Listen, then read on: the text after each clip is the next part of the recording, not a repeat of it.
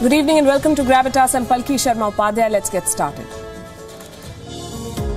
Gravitas, co-presented by Skoda Superb, best in next class. Co-powered by Star Health Insurance, the health insurance specialist. Amstrad, get real, get Amstrad.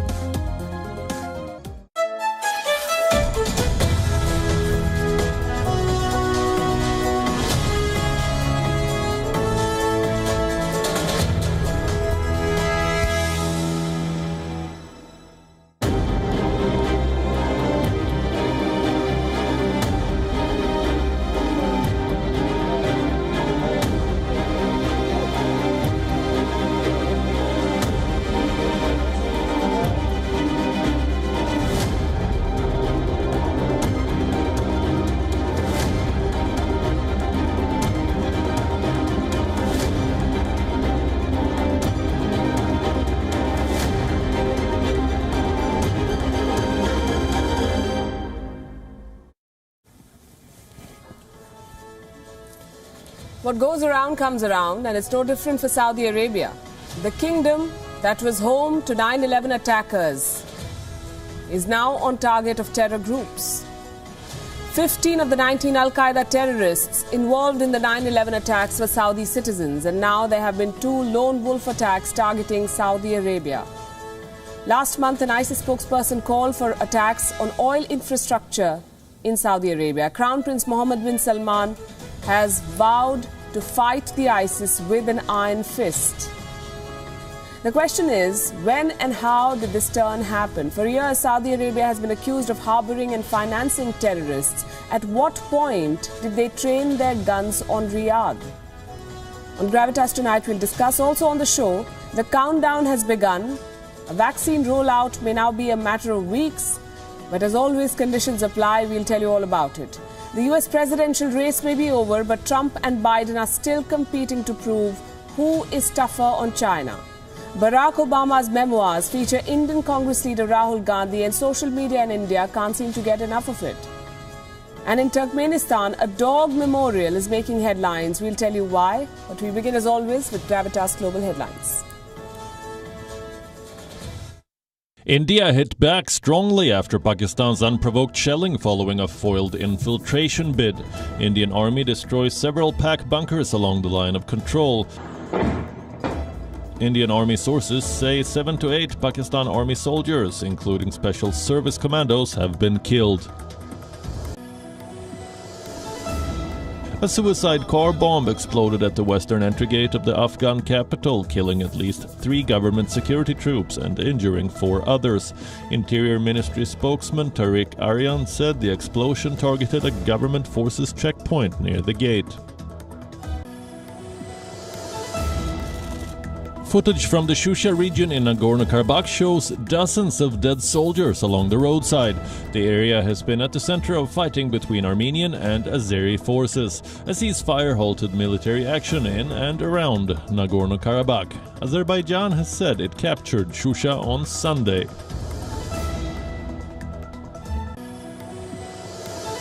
The US government will be delaying the enforcement of a ban on TikTok. This is in compliance with a court order in favor of the Chinese-owned social media platform. According to Myanmar's official general election results, the ruling party of leader Aung San Suu Kyi has won enough parliamentary seats to form the next government. Police and protesters clashed and tear gas flooded Lima's streets to protest against the new interim government of President Manuel Merino.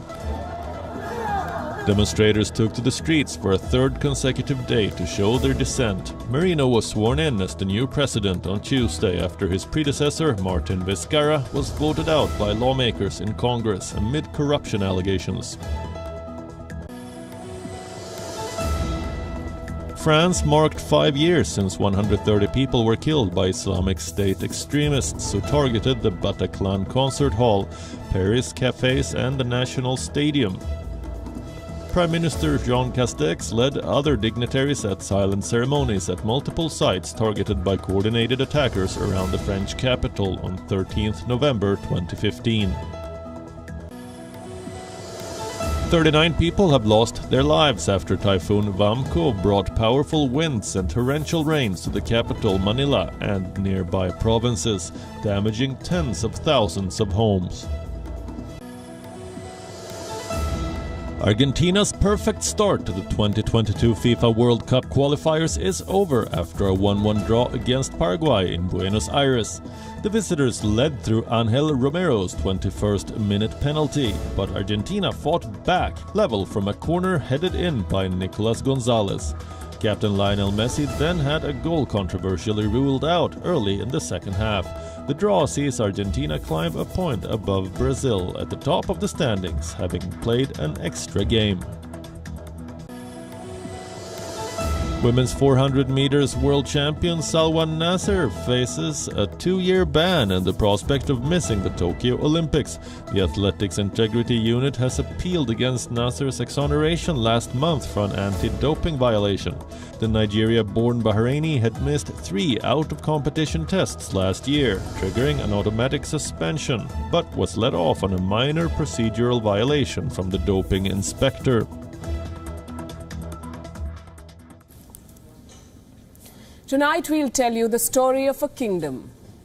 One that was home to the most wanted terrorists in the world, one that has been accused of murdering a journalist in an embassy on foreign land, and one that has used petrodollars, according to some, to whitewash charges of terrorism and human rights abuse. The Kingdom of Saudi Arabia is now on a new list, a list of terror targets. It has suffered 2 lone wolf attacks in 3 days. Its crown prince, who is now trying to be the face of reform, has vowed to crush the Islamic State with an iron fist. For those who've not been watching Saudi Arabia closely, this may not add up. Tonight on Gravitas, we'll explain. Let's start with the latest, the terror attacks. The first one took place in, in Jeddah. It was a bomb blast. The second one took place in The Hague. It was at the Saudi embassy. A terrorist opened fire. Let me tell you about the second attack first. It happened yesterday, a day after a ceremony to commemorate World War I. At 6 a.m. local time, a gunman appeared. Reports say he fired 20 shots at the embassy building. There were no casualties, no injuries, but that does not take away from the severity of this incident. After all, it's an embassy that was fired at. Diplomatic missions are well-protected establishments the world over. And for someone to open fire on them is a big deal.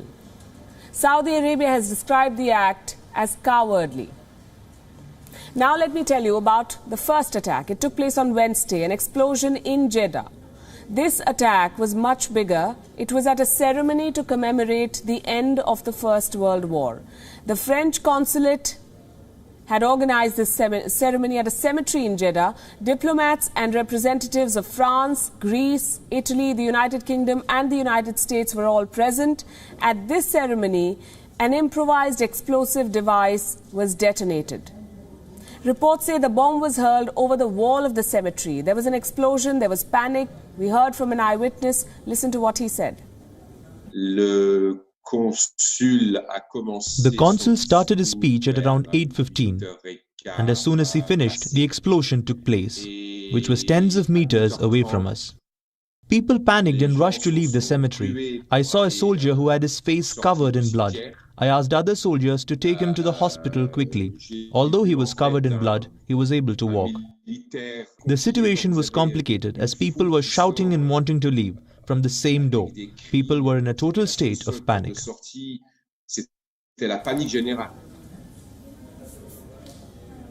The Islamic State has claimed responsibility for this attack. The agenda of the terrorists was clear. They struck 2 targets with 1 bomb, Saudi Arabia and France. They attacked the French ceremony against the cartoons of Prophet Muhammad and whatever the French president has been saying. And they carried out the attack in Saudi Arabia to send a signal to Riyadh. How did Saudi Arabia respond? It said it will fight back, as it should. It will fight back against terrorism in general and the Islamic State in particular. Crown Prince Mohammed bin Salman has vowed to strike at ISIS with an iron fist. he addressed the Shura Council after the attack. The Shura Council is the top government advisory body in Saudi Arabia. The Crown Prince said, and I'm quoting, "We will continue to confront any extremist behavior and ideas." It is still not clear how many people were behind this attack in Jeddah. It could have been a lone wolf. It could have been a group of terrorists working together. The investigation is on. But here's the thing. Wahhabism is the fountainhead of the Islamic State. The terrorist group was born out of the same ideology. It grew with money and assistance flowing out from the kingdom, according to reports. But that changed in 2015 when Saudi Arabia became a target of ISIS attacks. And since then, Saudi Arabia has declared the ISIS as the enemy. Back in October, an Islamic State spokesperson called for attacks on Saudi Arabia's oil pipelines and economic infrastructure. Our next report tells you more. It began with a message. Almost a month ago, a recorded speech was sent to the Telegram group of the Islamic State. The voice was of Abu Hamza al-Muhajir, the spokesman of ISIS. Targets are plenty. Start by hitting and destroying oil pipelines, factories and facilities which are the source of income of the tyrant government. This was a declaration of a shadow war against Saudi Arabia. The trigger was a diplomatic truce. ISIS released that message after Riyadh decided to open Saudi airspace for Israel. With the UAE and Bahrain forging a diplomatic relationship with the Israelis, these moves were considered to be diplomatic wins for Crown Prince Mohammed bin Salman. And ISIS wanted to ruin Saudi Arabia's success because it considers Saudi Arabia as its enemy. ISIS propaganda shows its black flag flying over Mecca. ISIS terrorists have attacked Shia Muslim mosques in Saudi Arabia, targeting Saudi security officials. The terrorist group called the Saudi royal family slaves of the Crusaders and allies of the Jews. With every move, ISIS wants to challenge the legitimacy of the regime, so the kingdom classified the terror group as a top security threat. Saudi Arabia's response to take down ISIS was fierce. It began with restrictions on Saudi citizens to stop them from traveling abroad to support the group.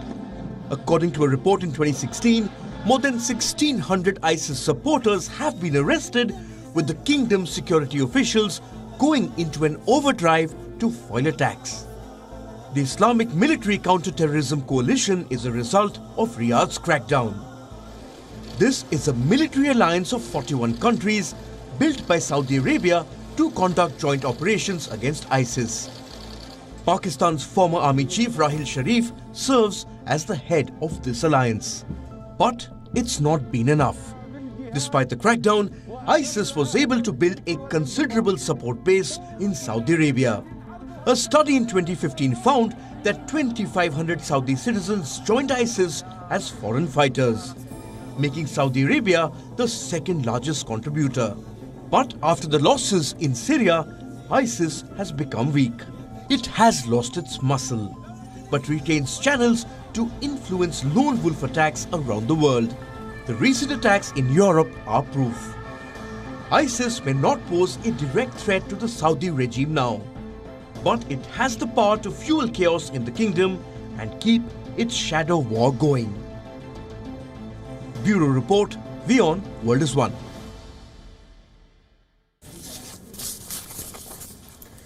To every action, there is an equal and opposite reaction. Newton's third law of motion. You've read about it, and I'm not trying to give you a physics lesson. What I'm saying is that this law applies outside physics too. When you create trouble, you invite it home. When you back terror, terror strikes back. Saudi Arabia may be learning it the hard way. The Saudi embassy has been attacked. For years, it was Saudi Arabia that was accused of using its diplomatic missions to spread terror. Here's what happened in Bosnia in the year 2008. An ex-felon and former Al-Qaeda operative named Ali Ahmad Ali Hamad revealed something appalling. He said the Saudi High Commission for Aid in Bosnia had hired him and other Al-Qaeda members. They were supplied with vehicles and money during the Bosnian conflict. What for? To spread terror, to carry out attacks, he said. 2 years back, journalist Jamal Khashoggi was murdered allegedly inside the Saudi embassy building in Turkey, his body dismembered. Saudi Arabia has also reportedly fueled terror through charities. From the early 90s till the first half of 2006, a Saudi Arabia-based charity called the Muslim World League was supporting terror organizations. Documents later revealed the charity was largely run by members of the Saudi royal family. The United States has now branded its offshoot as a terror entity. In the year 2003, a senior U.S. Treasury official declared Saudi Arabia the quote-unquote epicenter of Al-Qaeda financing. According to one report submitted to the United Nations, Al-Qaeda received between $300 to $500 million in 10 years from 1992 to 2002. The report said Al-Qaeda got the money by quote-unquote abusing the pillar of Islam and taking advantage of the Saudi regulatory vacuum. Why just Al-Qaeda? Riyadh has also supported the Taliban, according to reports. In 1998, former Saudi intelligence chief Turki Al-Faisal sent a man to hand over a check for $1 billion riyals to a top Taliban official. What was this money for? Saudi donors and unregulated charities have been accused of financing terrorist groups for 38 years now. I'm not saying this. It is the US State Department. Saudi terror nexus is well documented, and now the world is being told every day how Saudi Arabia funded radical Islam in Europe. Saudi Arabia is home to Islam's holiest sites, the Mecca and the Medina. For years, Saudi Arabia has also enjoyed enormous influence over the Muslim world community. What has it done with this influence? Critics say Saudi Arabia has abused its position and given shelter to terrorists. For years, Riyadh has been told to drive them out. In 2017, US President Donald Trump reiterated this during his visit to the kingdom. In the run-up to Indonesia's elections in 2019, local media reported about the troubling expansion of Saudi-backed radicalism that was degrading the country's pluralism, they said. After the Easter attacks in Sri Lanka, there was a lot of discussion on how radicalism has created a breeding ground for extremism in Sri Lanka. Riyadh-sponsored terror has also struck the Philippines, Chechnya, Nigeria, Kosovo and the West Bank. And how can we forget the attacks of 9/11? Riyadh has been accused of funding hate in Europe. Today, its embassy there is under attack. Saudi Wahhabism shaped the Islamic State's worldview. And today, the Islamic State is striking Saudi cities. Late last month, a Saudi man was arrested after attacking and wounding a security guard at the French consulate in Jeddah. 2 days ago, a cemetery in the same city was attacked. The terrorist was targeting the French consul general. He ended up injuring at least one Saudi citizen. I said this yesterday, I'll say it again. Terror knows no borders. Saudi Arabia sympathized with terror, financed terror, and thought it was immune to terror. Hillary Clinton told Pakistan in 2011, you can't keep snakes in your backyard and expect them to only bite your neighbor. So here's my message to Saudi Arabia tonight. It's never too late to change course. The Crown Prince is talking about Vision 2030. He can use the clout in the Muslim world, convince countries like Pakistan to drop arms, drive terrorists out of the kingdom, forget Yemen, launch a war on terror, pull the plug on terror funding, disarm terrorists, and shut down charities that back radicalism. Let's talk about the end of this pandemic. Vaccines. It may just be a matter of weeks now. That's what vaccine makers have said. They will roll out the first supplies in the next few weeks. But you're very unlikely to get one, and this could be a good thing. The new vaccines could have side effects. Pfizer shot expectations up with a big claim recently. It said its vaccine is 90% effective. But volunteers who took the vaccine are experiencing side effects. Some of them have spoken to the media. Here is how they describe their experience. Those who got it felt muscle pain, headaches. Some even had a fever. Different volunteers had different experiences. One said the side effects were like a severe hangover. Another claimed the side effects got much worse after the second shot. Remember, the Pfizer vaccine is administered in 2 stages.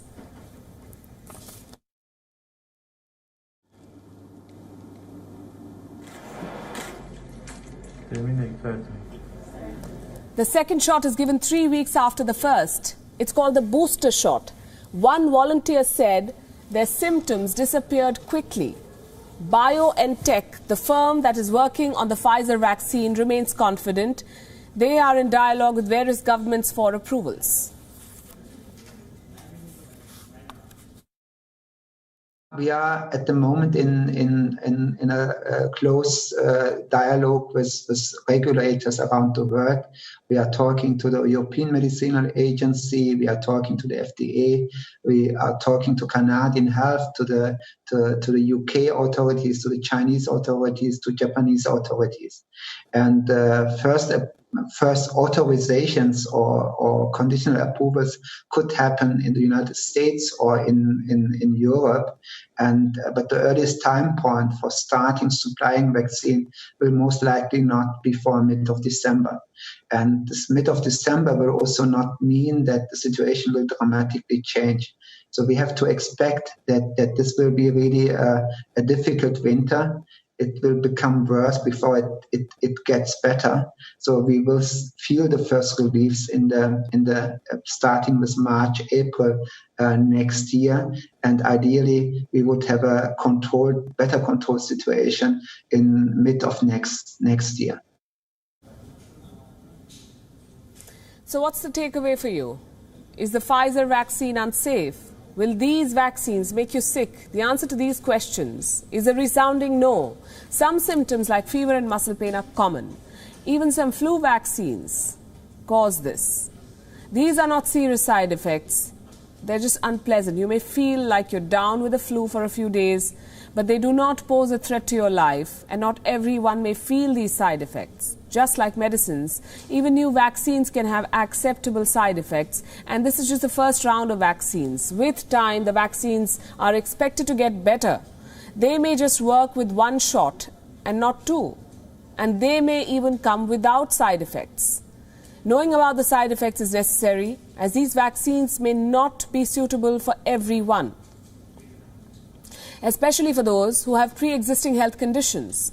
Now let's tell you where we stand in terms of how soon we'll get a vaccine, who stands where, when will each country get a vaccine, and how close are we to getting one. Let's bring up for you our vaccine tracker. First, we have the AstraZeneca Oxford vaccine. It is being tested on the age group of 18 to 55. It was given in 1 or 2 doses in trials. The second dose is 28 days after the first one. The vaccine has a moderate immune response. Moderate means the vaccine has a response that is equal to a natural infection. The vaccine has mild side effects. Next, we have the Sputnik 5. Developed in Russia, it is being tested on people within the age group of 18 to 60. This is a 2-dose vaccine. The second shot is given 21 days after the first one with a moderate immune response and mild side effects. Next, we have the Novavax vaccine, an American vaccine, another 2-shot vaccine given. The second shot is given 21 days after the first one. It was tested on the age group of 18 to 59. And so far, it has a high immune response, which means strong protection, and the side effects are said to be mild. And finally, we have the Pfizer vaccine. It is being developed by an American company with help from German researchers. It is being tested on age groups from 12 to 55, as well as people above 55 years of age. It is given in 2 doses. The second shot is given 21 days after the first one. The Pfizer vaccine is the only vaccine to report an efficacy rate of 90%. So it is a strong immune response. Some volunteers, as we told you, have reported side effects. The company has not noticed any serious side effects in its trials. India could have access to all 4 of these vaccines. The suppliers of 3 candidates have secured deals with an Indian counterpart to supply the vaccine here. While the government of India is in talks with Pfizer, New Delhi has already placed advanced orders for the Oxford and Sputnik 5 vaccines. A vaccine will be rolled out in India only after it is given regulatory approvals. How will India do it? It could give the vaccine candidates emergency authorization. When the first vaccines are ready, countries plan to authorize and control their use using emergency authorization. Because this is an emergency, we are still in the middle of a pandemic. Around the world, drug regulators control which medicines can enter the market. In the United States, it is the Food and Drug Administration. In India, it is the Central Drug Standard Control Organization. They decide which medicines or vaccines can enter the market. Usually, they need a large amount of data to approve a drug. The process can go on for years. But we are in the middle of a pandemic, as I said, so regulators can choose to approve new drugs with limited data. This is not a full approval of a drug. It is permission for emergency use with several terms and conditions attached. Like we reported earlier this week, the health workers and the most vulnerable population is likely to get the vaccine first. They'll be allowed to take it under the same emergency authorization, something that China has misused by injecting thousands with unapproved vaccines. According to one claim last month, China has injected 60,000 people so far. And since China is never transparent with data, there could be more who could have been given these shots. Beijing gave emergency authorization to 2 vaccines. No one knows how they work. No one knows how effective they are and whether these people were tracked for side effects after being given the shots. This is the situation that countries like India should avoid when a promising vaccine does become available for them to put their money on. We are still waiting. Meanwhile, here's someone who's upset with the way things are going. Elon Musk. Has he tested positive for the Wuhan virus? We don't know. The strange thing is, even he doesn't know. The entrepreneur took 4 tests for the Wuhan virus. 2 came back positive and 2 came negative. So Musk shared the results on social media. What followed was panic and speculation. Here's a report. Something extremely bogus is going on. That's how Elon Musk assessed the testing situation in America. The billionaire entrepreneur says he is down with the cold, so he decided to get a test for the Wuhan virus. The horror that followed left many perplexed. Musk's sample was taken not once, but 4 times. 2 reports came back negative, but 2 tests were positive. Musk vented on Twitter. Was tested for COVID 4 times today. 2 tests came back negative. 2 came back positive. Same machine, same test, same nurse. What went wrong? Few reports suggest the testing kits could be unreliable.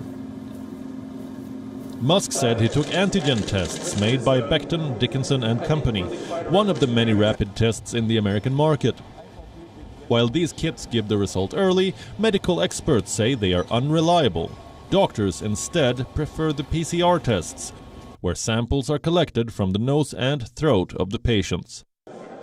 Musk could have avoided the confusion by just taking the PCR test first, but instead he chose to speculate more on Twitter. When one user asked, "Are false positives driving up the cases in America?" Musk replied, "If it's happening to me, it's happening to others." Another tweet, "Revenues from tests are likely not bogus and very consistent." Musk replied back with an "exactly." These tweets are hardly the first time that Elon Musk has questioned the science behind the virus or the response to it. In March, he had called the panic around the pandemic dumb. In the same month, he had predicted that America will have 0 cases of the Wuhan virus by April. As of today, the United States has more than 10.6 million cases, with over 240,000 deaths, making it the worst affected country in the world. It is this cavalier meeting habit that cost Musk the chairmanship of Tesla. In 2018, he announced that he could take the company private by buying back publicly listed shares at $420 each. The buyback didn't happen, but America's Securities and Exchange Commission came down hard on Musk, asking him to step aside as chairman for 3 years, with a fine of $20 million. Seems like Musk hasn't taken any lessons. Bureau Report, WION. World is One.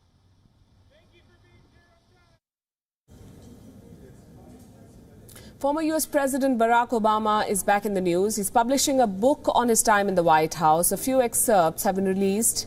And from what we can gather, Obama is set to spill the beans on his meetings with foreign leaders, including a few from India.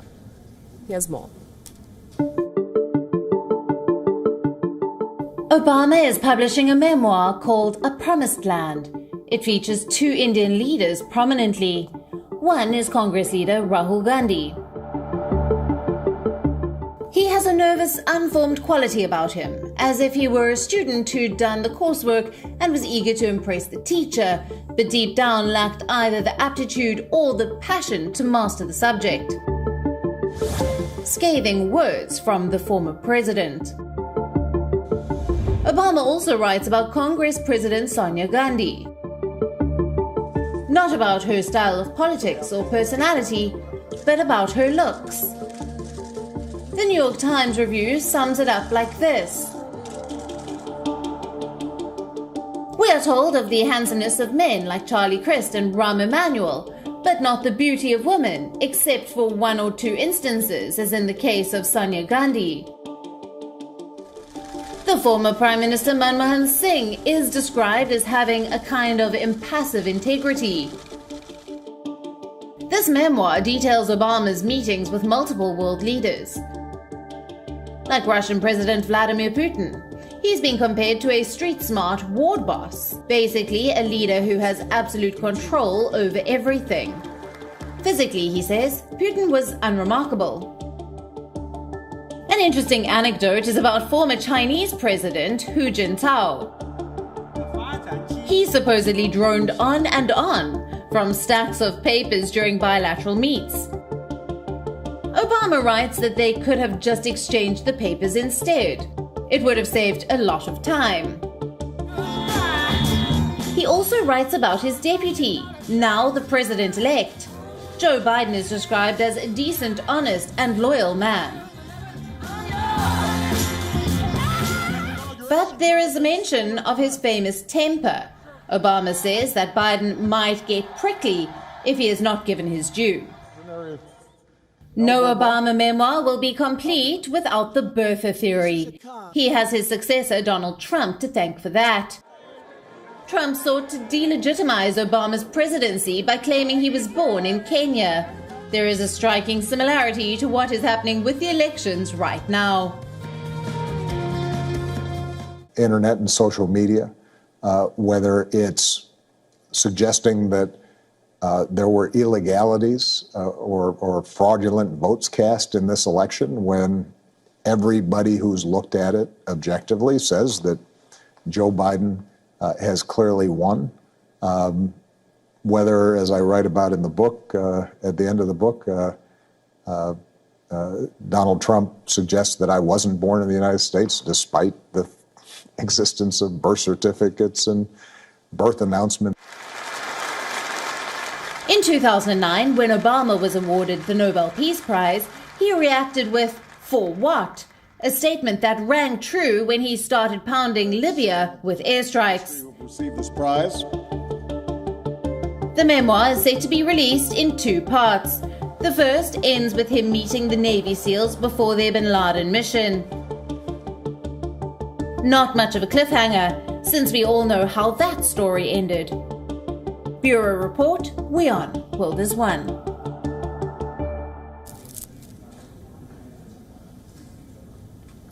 Let's look at what's happening in the United States. It's been 10 days since Americans cast their vote, 6 days since the election was called in favor of Joe Biden. He is now America's president-elect, according to most Americans, but President Donald Trump is not ready to accept defeat.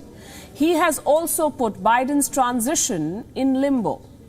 There have been two big developments in the United States in the last 24 hours, and we'll go through both one by one. Development number one, Joe Biden has won the battleground state of Arizona. And number two, China has finally congratulated Joe Biden and Vice President-elect Kamala Harris on their election victory. Let's get started with Arizona. Joe Biden has made history again by becoming only the second Democratic presidential candidate to win Arizona in 7 decades. Only the second in 7 decades. The Arizona win takes Biden's electoral college tally to 290. Trump is at 217. Just a quick reminder, the winner needs to bag 270 electoral college votes. Biden's way ahead of the curve here. Joe Biden is also leading the popular vote by 5.3 million. That's 3.4 percentage points.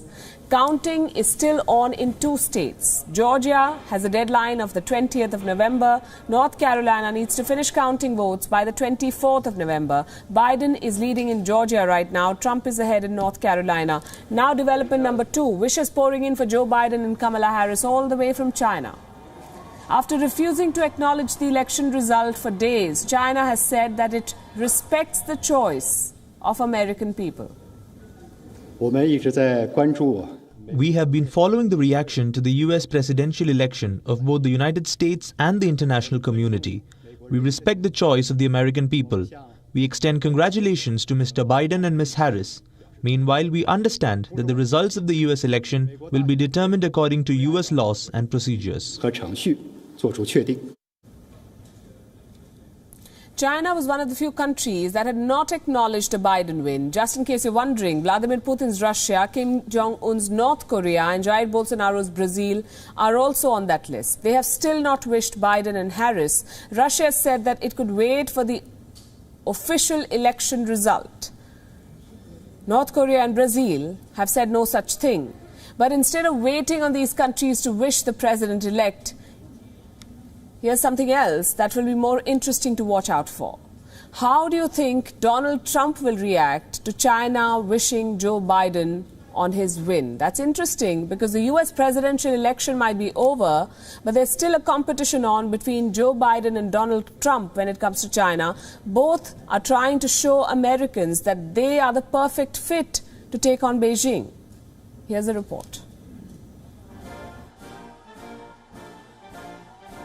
There is an ongoing fight between US President Donald Trump and President-elect Joe Biden. It's not just over the election result. Both Trump and Biden are competing to show America that they are the best fit to take on China. Who seeks not to divide, but unify. There is a lot at stake and an ever-growing bipartisan dislike for Beijing. Both Democrats and Republicans had China on their election manifesto. Donald Trump claimed Biden would be soft on China. And with just 2 months left in the White House, Trump is working on his "I told you so" moment. Trump has signed an executive order banning Americans from investing in Chinese firms that support the Chinese army. Trump's executive order listed 31 companies. Americans investing in these companies have a year to divest. The order will come into effect on the 11th of January. That's Trump trying to raise the bar from Biden. What does the president-elect have in mind? Joe Biden is not behind in the race, though he's clearly said the Wuhan virus pandemic would be his priority. He has shown his intent in keeping the pressure on China alive.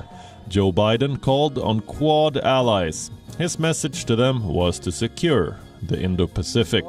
Previously, Biden told Americans that democracy and human rights would be central to U.S. foreign policy. Read, Hong Kong and Uyghurs will not be ignored in the American foreign policy. Biden knows he is inheriting a $345 billion trade deficit with China. Knows the White House cannot let China undermine America's economic, military, and geopolitical strength.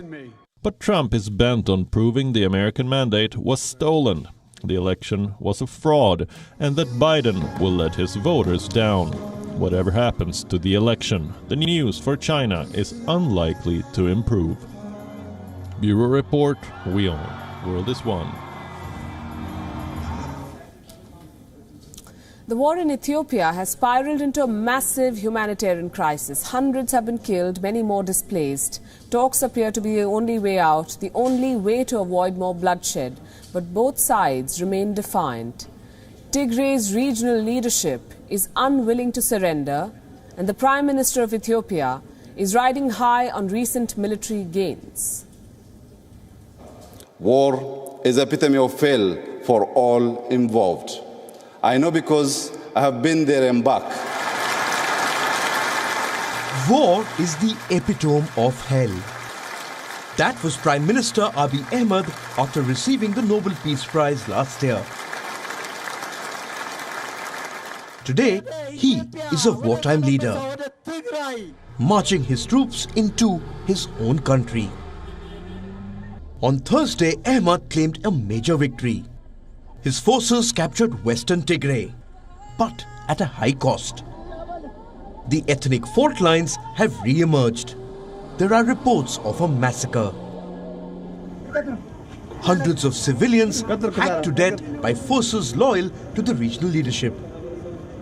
If confirmed, this would amount to war crimes. Abiy Ahmed has promised a swift end to the fighting, a return to normalcy in no time. He has named a new local leader to oversee the transition.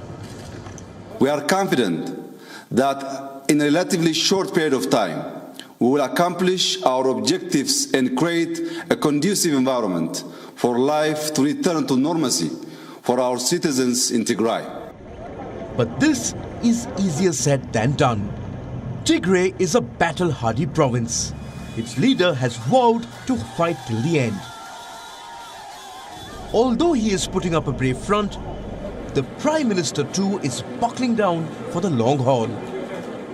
The government itself has not really accessed all the areas. I mean, we are expecting that the government, once it announces that it is in the capital city or the capital of the area called Mekelle, then that's what people would say it has really accessed up to the core of the area. So far it has not reached Mekelle. It has not even, annexed other areas within the Tigray region, just the western region that the Prime Minister has said.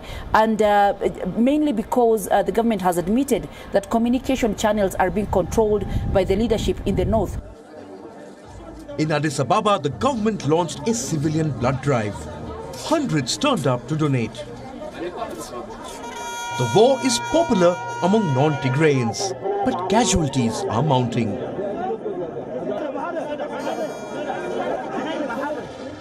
A long conflict could destabilize not just Ethiopia, but the larger Horn of Africa region. In the early stages, Abiy claimed his feud was with Tigray's ruling party and not its people. But that's becoming increasingly hard to believe. On Friday, Ethiopian police visited a UN office in Amhara.